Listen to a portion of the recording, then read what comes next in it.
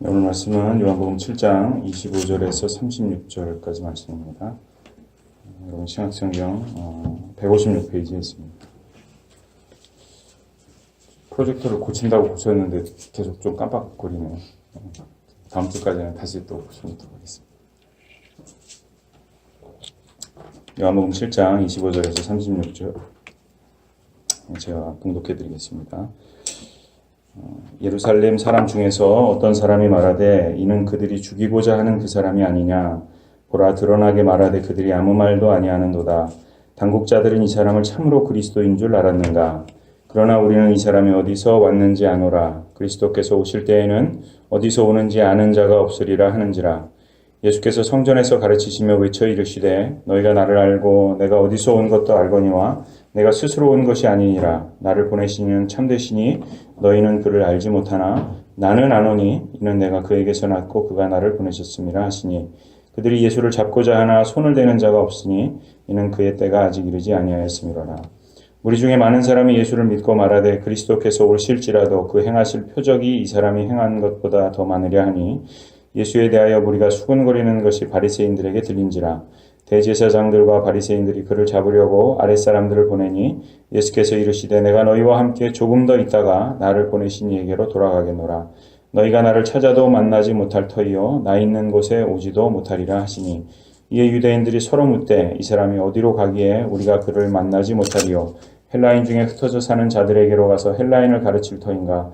나를 찾아도 만나지 못할 터이요 나 있는 곳에 오지도 못하리라 한 이 말이 무슨 말이냐 하니라. 아멘. 우리가 이제 그 각자 하시는 일이라든가 뭐 이런 거에 따라서 그 자기 좀 전문 분야들이 있습니다. 그래서 뭐 세탁소 하시는 분은 이제 세탁 전문가이시고요. 또 의사는 병에 대해서 전문가시고 또 컴퓨터 하시는 분 같은 경우는 또 컴퓨터에 대해서 전문가고 그렇습니다. 제가 만약에 우리 장로님한테 이렇게 가가지고 장로님 빨래는 말이죠 이렇게 하는 겁니다 이렇게 얘기하면 장로님이 참 가소롭다 이렇게 얘기하시겠죠. 그러니까 함부로 이렇게 전문가 앞에서 그러니까 자기의 어떤 짧은 지식이나 생각을 얘기하다가는 이제 큰 코 다치는 그런 경우가 있습니다. 우리가 여러분 복음의 전문가, 구원의 전문가, 믿음의 전문가는 누굴까요? 우리 주님이시겠죠. 우리 주님께서 하신 일이기 때문에 우리 주님이 바로 구원의 전문가십니다. 우리를 구원하기 위해서 이 땅에 오셨고 또 우리를 위해서 십자가에 달려 죽으셨고 또 부활하셔서 우리에게 생명의 약속을 주셨고 또 무엇보다도 우리에게 그 예수님을 구주로 영접해서 믿을 수 있는 그 믿음을 허락하셨기 때문에 지금 우리가 다 여기에 와서 함께 주님 앞에 예배드리고 있습니다. 그래서 우리는 우리의 이 믿음에 대해서 또 우리가 받은 이 구원에 대해서 주님 앞에 서는 순간에는 정말로 주님 앞에서 참 겸손한 마음을 가져야 하는 것이 너무 당연한 일일 것 같아요. 예수님 앞에서 우리가 감히 구원에 대해서 뭔가 아는 척 이렇게 한다면 참 예수님도 가소롭다 이렇게 생각하시겠죠. 자, 근데 이제 오늘 본문에 보면요, 이 예수님에 대해서, 이 구원에 대해서, 복음에 대해서, 하나님께서 약속하신 그 메시아에 대해서 마치 자기가 많은 것을 알고 있는 양 예수님 앞에서 이렇게 건방을 떨었던 이제 그런 사람의 모습이 이제 등장합니다. 25절에 보니까 이제 어떤 사람이 하나 등장하는데 예루살렘 사람 중에서 어떤 사람이 말하되 그러면서 이제 이 사람이 이야기를 합니다. 근데 이제 이 사람 얘기 우리가 읽었지만 이 사람이 하는 얘기를 가만히 살펴보면요, 이 사람이 말을요 굉장히 얄밉게 해요. 이 말을. 이 사람이 하는 말을 좀 이렇게 쉽게 이해하게 좀 해보면 이렇게 얘기하는 거예요. 뭐라 그러냐면 예수님을 가리키면서 저 사람 말이야 그 사람이잖아. 왜 우리 그 유대 지도자들이 제사장들이 바리새인들이 그 죽여야 된다고 나쁜 사람이라고 했던 그 사람이잖아. 근데 오늘 보니까 참 희한하네. 저 사람 말이야 성전에 와서 공공연하게 저렇게 막 떠들고 가르치고 하는데도 유대 지도자들이 가만히 있네. 안 죽이고 그냥 내버려 두네. 아마도 말이야 유대 지도자들도 이제 이 사람을 메시아라고 인정하나 봐. 그리스도라고 인정하나 봐. 이제 이렇게 얘기하는 거예요. 자, 이 말을 이 사람이 예수님을 그리스도로 인정해서 하는 얘기겠습니까? 그렇지 않죠. 오히려 예수님을 빈정대고 아주 살살 이렇게 비꼬아서 애둘러서 유대 지도자들로 하여금 왜 이 사람 죽이지 않고 그냥 놔두냐 이렇게 충동질하는 장면이 이 장면이에요. 우리 옛말에도 보면 때리는 시어머니보다 말리는 시누이가 더 밉다 이런 말 있잖아요. 그러니까 이 사람도 뭐 말을 하려면 차라리 그냥 예수님 죽여라 이렇게 얘기를 하던가 그렇게 얘기 안 하고 말을 빙빙 돌려가지고 굉장히 아주 얄밉게 이렇게 얘기를 하고 있습니다. 이 사람이 누군지는 우리가 이제 모르는데요. 이제 이 사람이 이렇게 얘기하는 이 말을 통해서 우리가 확인할 수 있는 몇 가지가 있는데, 먼저는 이 사람의 의도를 우리가 확인할 수 있습니다. 의도는 금방 얘기한 것처럼 이 사람의 의도는 분명하게 예수님을 죽여야 된다는 거예요. 그러니까 예수님에 대한 적대적인 그 감정을 숨기지 않고 드러내서 얘기하고 있는 이 사람의 의도를 읽을 수 있는 게 한 가지가 있고요. 그리고 또 하나 뭐가 있냐면 이 사람의 말 속에는 어떤 여유로움을 좀 느낄 수 있어요. 지금 이제 이 사람이 예수님을 죽이자는 말을 결국은 하는 건데 그 말을 직접적으로 죽이자 이렇게 하지 않고 이렇게 돌려서 얘기하지 않습니까? 근데 이제 일반적으로 우리가 좀 살펴보면 왜 우리가 마음이 막 급할 때는 직설적으로 얘기하죠. 뭐 이렇게 돌려서 얘기할 겨를이 없잖아요. 마음이 급하면. 그래서 급할 때는 어떤 직접적인 표현이 이렇게 나오게 돼 있는데 이 사람은 지금 표현하는 게 그렇지 않습니다. 더군다나 이 사람이 말하는 내용을 보면 굉장히 극단적인 얘기를 하는 거예요. 결국은 누군가를 정죄하고 비난하고 저 사람을 죽여야 된다라는 그 말을 아주 극단적인 그런 얘기를 하고 있음에도 불구하고 그 말을 비입이 꼬아서 비웃으면서 하고 있는 거예요. 그리고 그렇게 이 사람이 이야기할 수 있다는 것은 이 사람이 가지고 있는 어떤 자신감, 여유 이런 것을 보여주고 있습니다. 자, 실제로 이 사람이 뭐라 그러냐면 27절에 보면 우리는 이 사람이 어디에서 왔는지 안다 이렇게 얘기해요. 그러니까 지금 이 말을 하고 있는 사람은요. 예수님 보니까 저 사람 그 사람이잖아. 그 나사렛 촌놈. 그 사람이잖아. 그 요셉이라는 목수 아들이잖아. 이러는 거예요. 내가 저 사람 안다. 내가 저 사람을 충분하게 안다. 알 만큼 안다. 얘기하는 거예요. 그런데 내가 볼 때 그 사람은 메시아가 아니야. 오히려 그 사람 우리를 미혹하는 사람이야. 죽어서 마땅한 자야. 라고 얘기하는 거예요. 내가 저자를 아는데 저자는 나의 판단에 죽어야 하는 자야. 라는 그런 자신감과 여유를 이 사람이 이렇게 애둘러서 지금 표현하고 있습니다. 자, 이런 비난에 대해서 이제 예수님께서 하시는 말씀이 27절과 34절까지 계속 나오는데요. 우선 내용을 보면 크게 두 가지 이야기를 합니다. 하나는 예수님께서 이 땅에 오신 일에 대해서 이야기하고 있고요. 또 하나는 예수님께서 이 땅을 떠나시는 것에 대해서도 이야기합니다. 이 땅에 오시는 것에 대해서는 28절에서 29절까지 제가 다시 한번 읽어드릴게요. 너희가 나를 알고 내가 어디에서 온 것도 알거니와 내가 스스로 온 것이 아니다. 나를 보내신 이는 참되시니 너희는 그를 알지 못하나 나는 아노니 이는 내가 그에게서 났고 그가 나를 보내셨습니다. 이렇게 얘기해요. 자, 결국 이 말씀은 자, 예수님께서 이 땅에 그리스도로 오신 것을 자, 지금 예수님에게 이렇게 비비가서 그 말을 하는 사람이나 예수님에게 적대적인 감정을 품고 있는 유대인들에게나 내가 이 땅에 그리스도로 온 것을 너희들이 안다고 예수님 말씀하시는 거예요? 모른다고 말씀하시는 거예요? 모른다고 말씀하시는 거죠? 예. 너희들은 그걸 모른다고 말씀하시는 거예요. 너희들은 나를 안다고 지금 하는데 맞다. 내가 나사렛의 그 목수 아들이고 갈릴리에서 사역하다가 제자들 이끌고 온 사람이라고 알고 있는 그 사람이 맞는데 그래서 너희가 그렇게 나를 알고 있다고 얘기하는데 바로 그렇게 너희가 나를 알고 있기 때문에 사실은 너희는 나를 모르는 거다.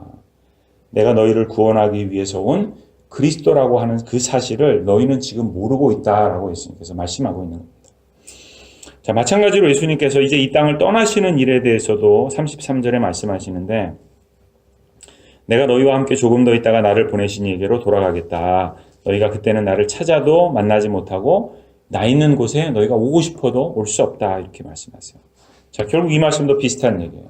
내가 이 땅의 사역을 모두 마치고 우리 하나님 아버지의 품으로 돌아가는 그 일에 대해서도 너희는 역시 안다 모른다? 모른다. 너희는 아는 바가 없다. 너희하고 상관이 없다. 말씀하는 거예요. 자, 그리고 이제 이 두 가지 내용을 합쳐서 얘기하면 이렇게 정리하면 좀 쉬울 것 같아요. 너희는 지금도 나를 모르고 앞으로도 너희들이 나를 알 일은 없을 거다. 예수님께서 이렇게 말씀하십니다. 자, 지금 이 유대인은 예수님께 뭔가 말을 하는 이 사람은 내가 당신 아는데 당신 틀렸어. 당신 비난받아야 되고 당신은 잘못됐고 그래서 당신은 죽어야 되고 정죄받아야 돼 라고 말하는 이 사람을 향해서 예수님께서는 오히려 뭐라고 말씀하시냐면 아니야. 네가 나를 아는 것이 아니라 너는 결코 나를 알지 못해. 그리고 앞으로도 네가 나를 아는 일은 결코 없을 거야. 예수님 이렇게 말씀하신다는 거죠. 자, 지금 예수님을 힐난하고 비난하고 믿지 않고 있는 이 사람은 예수님에 대한 자기의 그 불신을 누가 결정했어요? 자기가 결정했죠. 자기가 스스로 결정했습니다. 자기가 재판장이에요. 자기가 예수님 보니까 아닌 거예요. 놓은 거예요. 자, 이 사람이 여유 있다 그랬죠. 지금 말하는 게 폼새를 보면. 자, 이 사람이 왜 여유 있는가 하면 이 사람은 자기 결정에 대한 자부심이 있습니다. 예수님 보면서 내가 당신 판단하는데 당신은 아니야. 당신 틀렸어. 나는 당신 안 믿어. 라고 하는 이 결정에 대한 자신감, 그 결정에 대한 자부심을 가지고 그 여유를 가지고 이 사람은 얘기하고 있는 겁니다. 지금 예수님 앞에서 마치 농담처럼 말을 비입이 꼬아가면서 여유를 부리면서 그 여유를 가지고 유대 지도자들을 또 일갈하면서 이렇게 이 사람이 얘기하고 있는 거예요. 자, 그런데 예수님의 말씀은 그렇지 않다는 겁니다.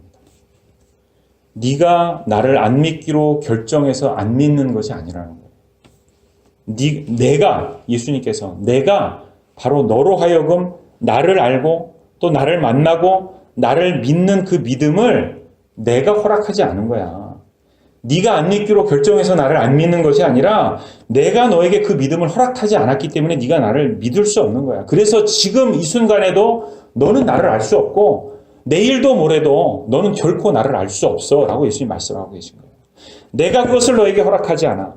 네가 나를 찾아도 나를 결코 만날 수 없고 네가 나를 알고 싶어도 결코 알 수 없고 네가 내가 있는 그곳에 오고 싶어도 너는 결코 그곳에 올 수 없어. 네가 나를 안 믿는 게 아니라 내가 너에게 그 믿음을 허락하지 않은 거야. 한마디로 예수님 보시기에 이 사람은 가소롭다 하시는 거예요. 여러분 잘 아시는 에베소서 2장 8절 말씀입니다. 너희는 그 은혜에 의하여 믿음으로 말미암아 구원을 받았으니 이것은 너희에게 난 것이 아니요 하나님의 선물이다. 믿음은 하나님께서 우리에게 주시는 은혜의 선물이라고 이야기합니다. 우리의 믿음은요, 하나님께서 우리에게 주시는 한없이 값진 선물입니다. 믿으십니까, 여러분? 믿으시죠? 예. 그리고 오늘 예수님의 말씀은 뭐냐 하면 이 건방진 유대인을 향해서 미안한데 내가 너희에게는 그 선물, 그 믿음의 선물, 내가 너희에게는 못 주겠어 라고 하시는 거예요. 자, 이제 오늘 예수님께서 하시는 이 말씀을 우리가 좀 풀어서 이렇게 이해할 수 있도록 이제 생각해 봤는데, 자, 그렇다면 여러분 오늘 예수님께서 하고 계시는 이 말씀의 의미가 여러분에게는 어떻게 느껴지세요? 이 말씀의 그 무게, 이 말씀의 두려움, 그런 것이 혹시 여러분들에게 느껴지십니까? 지금 예수님께서 하고 계시는 이 말씀은요, 따져보면 여러분 이 말씀처럼 무서운 저주가 없습니다. 너 오늘도 나를 모르고 내일도 네가 나를 알 일은 전혀 없을 거야. 내일도 넌 나를 몰라. 내가 너에게 허락하지 않아. 예수님의 이 말씀의 그 엄청난 그 무게를 여러분들이 정말 진심으로 이해할 수 있기를 간절히 바랍니다. 소원합니다. 왜냐하면 여러분 우리가 이 말씀의 무게를 이해하지 못하면 그러면 우리는 마치 오늘 본문에 나오는 이 예수님을 조롱하는 유대인과 같은 이 무지한 자리에 우리도 설 수 있기 때문에 그렇습니다. 내가 믿는다고 생각하고 내가 결정한다고 생각하고 내가 할 수 있다고 생각하는, 그래서 내가 주인이 되고 내가 재판장이 되는 자리에 우리도 얼마든지 설 수 있기 때문에 그렇습니다. 예수님께서는 참새 한 마리도 아버지의 허락이 없으면 땅에 떨어지지 않는다고 말씀하세요. 하나님의 섭리 아래 있지 않은 것은 이 땅에 단 하나도 없다고 말씀하십니다. 모든 것이 하나님이 허락하셨기에 자연의 섭리도, 자연의 질서도, 예수님께서 베푸신 기적도, 이적과 기사도, 제가 이렇게 떨어뜨리면 땅바닥에 떨어지겠죠? 자연스러운 거잖아요. 그렇지만 자연스러운 그 법칙조차도 하나님께서 만드시고 허락하시지 않으면 그 어떤 것도 허락되지 않고 이루어질 수 없다는 겁니다. 자, 그것만이 아니라, 자, 오늘 예수님을 죽이려 하고 하는 이 유대인들이 결국은 어떻게 합니까? 정말로 예수님을 잡아서 죽이죠. 십자가에 못 박아서 죽이죠. 자, 그때에 예수님을 십자가에 못 박아 죽였던 그 유대인들의 모습도 아마 오늘 이 야비한 말장난을 하고 있는 이 사람의 모습하고 생각해보면 다르지 않았어요. 예수님을 죄수인 바라바하고 바꿔가지고 죽였죠. 그렇게 죽이면서 아마 그 사람들 그랬을 거예요. 자기들이 재판관이 되고 자기들이 예수님을 판단하고 결정해서 그 예수님을 죽이면서 이렇게 생각했을 거예요. 그래, 드디어 우리가 해낸 거야. 저 괴수 예수를 우리가 드디어 죽였어. 우리가 해낸 거야. 그 사람들 그러지 않았겠습니까? 그랬단 말이에요. 그런데 예수님의 말씀은 그것에 대해서도 동일하게 오늘 말씀하고 있는 거예요. 너희가 결정해서 나를 죽이는 거라고 생각하냐? 그렇지 않다는 겁니다. 내가 허락하지 않으면 너희는 나를 죽일 수도 없어. 나에게 손끝도 댈 수 없어. 오늘 본문에도 나오잖아요. 예수님 잡으려고 하고 죽이려고 하고 대제사장들과 바리새인들이 사람을 보내서 예수님 잡으려고 하지만 그 일은 일어나지 않았어요. 때가 이루지 않았기 때문에. 다른 말로 예수님께서 허락하시지 않았기 때문에. 그때에는 이룰 수 없어요. 실제로 이때보다 한 6개월 정도 후에 6월절 됐을 때 그때 정하신 그때에 예수님께서 허락하신 그때에 예수님은 그들의 손에 붙잡히시게 됩니다. 그때에 허락하십니다. 결국 오늘 본문 말씀과 예수님께서 하시는 이 말씀의 모든 내용은 딱 한 가지를 가리키고 있습니다. 뭐냐 하면 이 모든 구속의 역사는 누가 하고 있는 겁니까? 우리 주님이 하고 계시다. 주님께서 하시고 하나님께서 하시는 일이라는 그분께서 허락하시기 때문에 그분께서 허락하시는 그 순간에 이루어지고 성취되는 일들이라는 겁니다. 예수님께서 이 땅에 오신 것도 그분이 십자가에 달려 돌아가신 것도 또 부활하시고 하늘에 다시 올라가신 것도 그리고 그 예수님을 우리가 이렇게 믿을 수 있는 것도 또 예수님과 교제 가운데 우리가 그 예수님을 만나는 것도 또 예수님을 우리의 삶에서 경험하는 그 일도 다 누가 하시는 거예요? 우리 주님이 하시는 거예요. 바로 우리 주님께서 우리에게 그것이 가능하도록 허락하셨기 때문에 우리의 삶에서 그런 일들이 일어나고 있다는 겁니다. 내가 지금 이 자리에서 그 예수님의 이름을 부를 수 있는 그 영광, 우리가 함께 오늘 이 자리에 모여서 우리 주님을 찬양할 수 있는 그 영광은 오로지 단 한 가지 이유로 가능하다는 거예요. 바로 우리 하나님께서, 우리 주님께서 우리를 사랑하셔서 우리에게 그것을 허락하여 주셨기 때문에 가능한 일이라는 거예요. 그 은혜와 감사의 마음을 우리는 가지고 있어야 한다는 겁니다. 그 은혜가, 그 감사가 여러분들의 삶에 충만하시기를 간절히 소원합니다.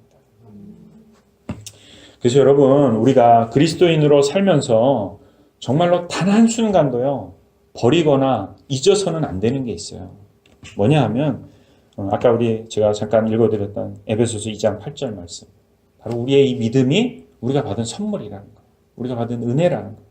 이것을 우리는 결코 잊어서도 안 되고, 버려서도 안 되고, 깜빡깜빡 이렇게 까먹지만, 이거는 까먹어서도 안 된다는 거예요. 정말로 우리의 마음에 굳건하게 붙들고 있어야 하는 진리라는 겁니다. 나는 이 믿음에 대해서 아무 공로도 없다. 이 믿음 오로지 우리 하나님께서 은혜로 선물로 나에게 허락하여 주신 거다라고 하는 그 사실 우리가 잊어서는 안 된다는 겁니다. 여러분 그거 믿으시죠? 아멘. 네. 자, 제가 오늘은요 우리가 믿지만 사실 살다 보면 뭐 금방 얘기한 것처럼 깜빡깜빡 하잖아요. 그런 믿음이 없는 것처럼 우리가 살 때도 있는데 여러분 잊어버리지 마시라고. 정말로 그것이 우리가 어떤 우리의 의지로 믿거나 이런 게 아니라 정말 하나님께서 우리에게 주신 선물이라는 것을 제가 지금부터 증명을 해드릴게요. 자, 잘 한번 들어보세요. 이제 얘기를 하나 해드릴 텐데요. 한 2000년쯤 전에 저기 중동 어디쯤에 한 조그맣고 시커멓고 별 인물도 없는 그런 아기가 하나 태어났어요.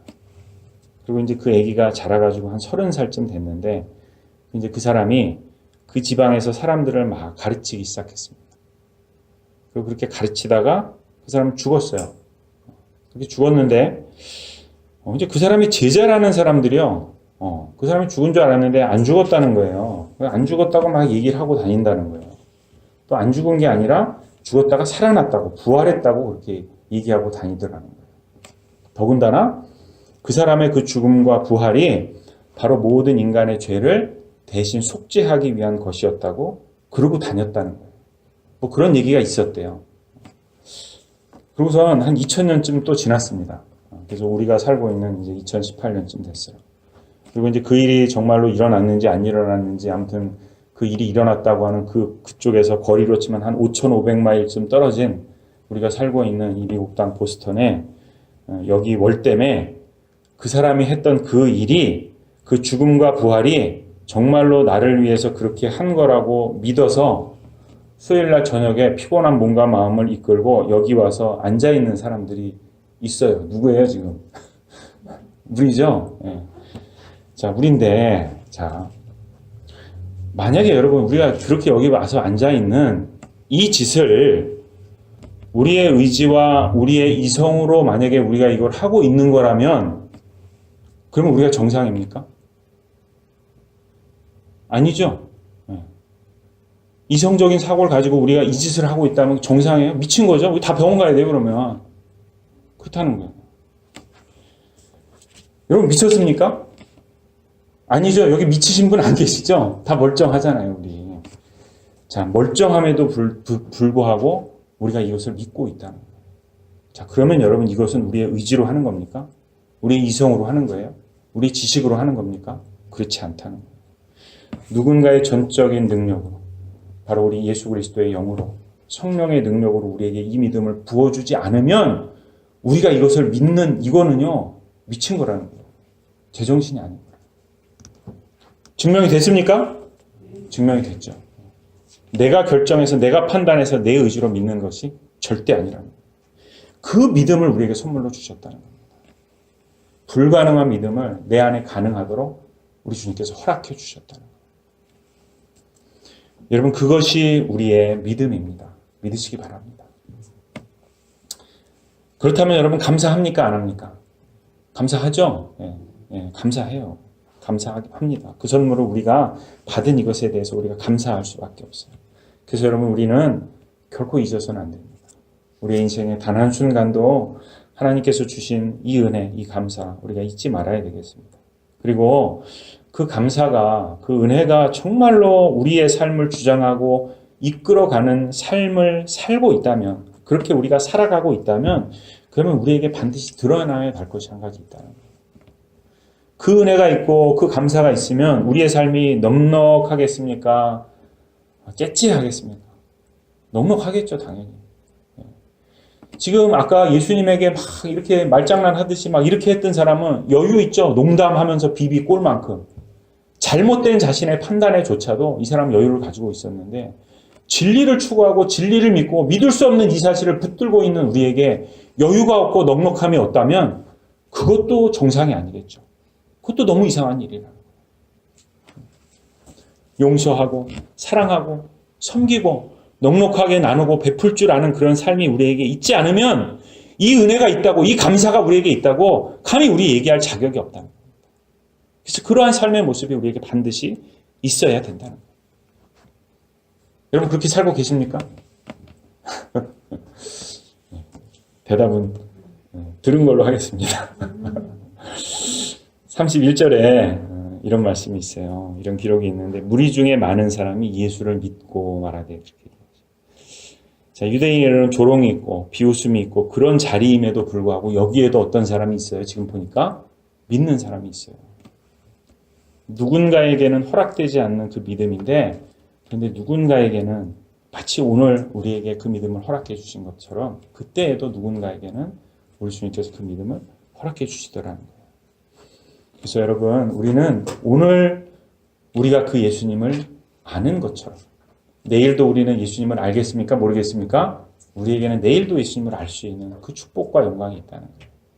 또 우리가 예수님을 알고자 할 때 알게 해주시는 그 은혜가 있고 예수님을 우리가 찾을 때 우리는 만나요? 못 만나요? 만납니다. 아멘. 예수님 계신 그곳에 우리는 갈 수 있는 영광이 있습니까? 아멘. 우리에게는 있다. 그 은혜와 감사가 여러분에게 충만하시기를 바랍니다. 그 믿음 여러분 붙드시기 바랍니다. 그 1만 달란트, 마태복음 18장에 나오는 1만 달란트 받았는데 자기는 100데나리온 꿔주는 그 사람 용서 못해서 벌받는 그 얘기 아시죠? 우리가 여러분 그런 자리에 서면 얼마나 부끄럽고 송구하고 죄송하겠습니까? 그래서 우리는 여러분 우리의 삶을 누가 보아도 누가 우리를 이렇게 들여다보아도 우리를 보면서 누군가가 맞습니다. 내가 당신을 보니 당신의 그 믿음의 충만함이 당신의 그 감사가 당신의 그 여유가 당신에게 충만한 것을 당신에게 가득한 것을 내가 볼 수 있습니다. 라는 고백을 우리는 들을 수 있어요. 그런 칭찬을 받고 그런 감격하는 삶을 우리가 살아가야 됩니다. 그런 빚을 우리는 지고 살아간다는 거예요. 그 빚을 그래서 우리는 갚으면서 살아가는 그러한 모습이 우리에게 있어야 한다는 겁니다. 그 믿음의 선물 받은 은혜 그것이 우리의 삶을 오늘도 내일도 바꿔가고 그것이 또 우리의 인격을 바꿔가고 그래서 우리의 삶을 변화시키는 그래서 정말 참 그리스도인의 모습으로 예수 그리스도가 내 안에 충만한 모습으로 그분이 우리에게 주신 그 은혜와 감사가 우리의 삶을 이끌어가는 그래서 우리를 바라보는 그 모든 사람들이 우리에게 넘치는 그 은혜와 영광을 볼 수 있는 그런 삶을 살아가시는 저와 여러분이 되기를 간절히 축원합니다. 기도하겠습니다. 하나님, 감히 받을 수 없는 그 놀라운 믿음의 은혜를 우리에게 허락해 주셔서 감사합니다.